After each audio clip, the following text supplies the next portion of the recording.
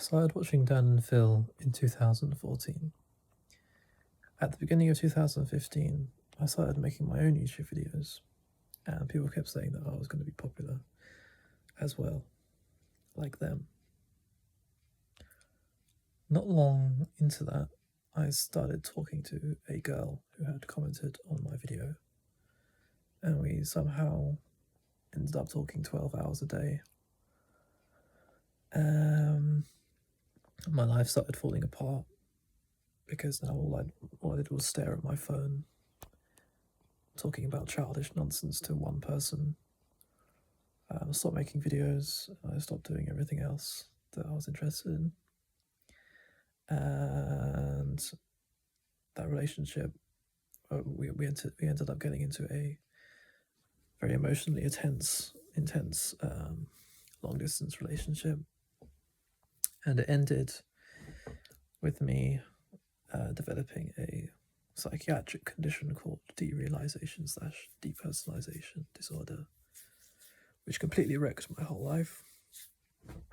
And I couldn't get over it because it was underpinned by all of these psychological complexes about things that were consequences of the relationship, like the fact that I didn't get to find out whether my YouTube channel would go anywhere, and how much what I'd lost in terms of my learning, because I wanted to be an astrophysicist, and it had taken me away from all of my academic development, and then I couldn't reconnect with my passion because of the derealization, and then I just couldn't engage with anything anymore, and then time just kept going on and on and on, where I'd been stuck in this cycle.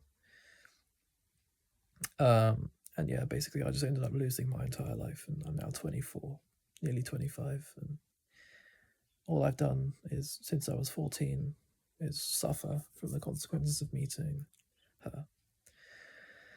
So the title of this video was actually clickbait. I don't hate Dan and Phil. I couldn't hate Dan and Phil. It's not their fault. They didn't know this was going to happen. They couldn't have prevented it. And they're nice guys, so no, I can't hate them. But it is true that if I hadn't started watching their content, that I wouldn't have met this person, and I would have had a nice life. Probably wouldn't have been as good as the life I could have had if I had discovered Dan and Phil, but then hadn't met this person. But the version of my life that I'm in is the one where I did meet Dan and Phil. I did encounter Dan and Phil, and because of that, I met this person, and that ended up being one of the worst versions of my life that could ever be conceived of. So, no, I don't hate Dan and Phil, but cause and effect. That's all. If you want to learn more about this, there is a very long video on my channel called "I Lost 8 Years of My Life So Far," and that explains it all. I hardly explained it in this video at all, but yeah. So sorry for this little bit of food that was stuck there. But basically, the derealization created an enormous amount of suffering for me, and the only way that you can recover from that is by removing sources of emotional stress in your life. But becoming convinced in my heart, based on what people's reactions to it, that my YouTube channel was going to work out, and then not being able to find that out, was a really big source of emotional stress in my brain that I couldn't resolve. I tried to make videos again a few times, but so much had changed for me in my mind that I just couldn't do it anymore. And also, during that relationship, I had completely stopped doing anything in pursuit of my academic interests and my scientific career, and I went on this massive cognitive decline. And at the end of the relationship, I now found it really difficult to do anything that wasn't really cognitively easy, which made it very, very difficult for me to return to anything that I was actually meant to be doing.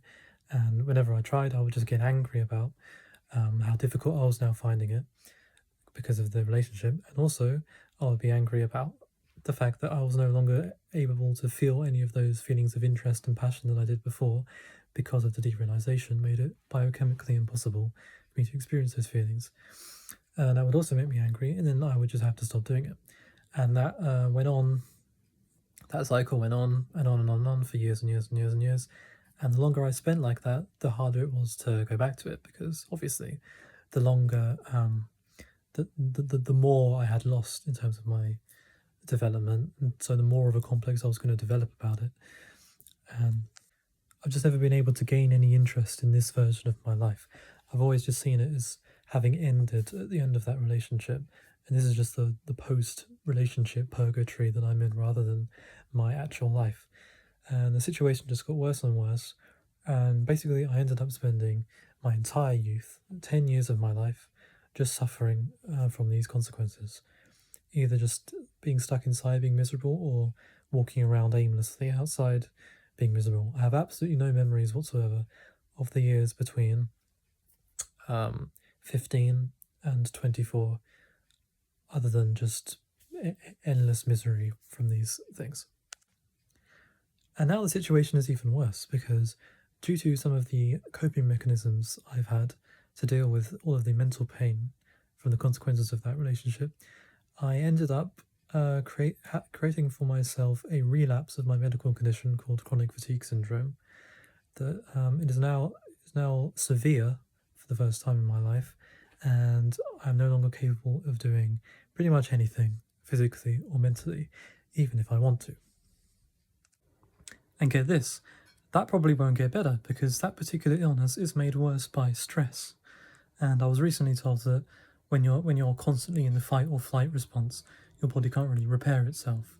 So not only did the relationship end up causing my medical condition to become severe, it will probably also prevent it from getting out of that.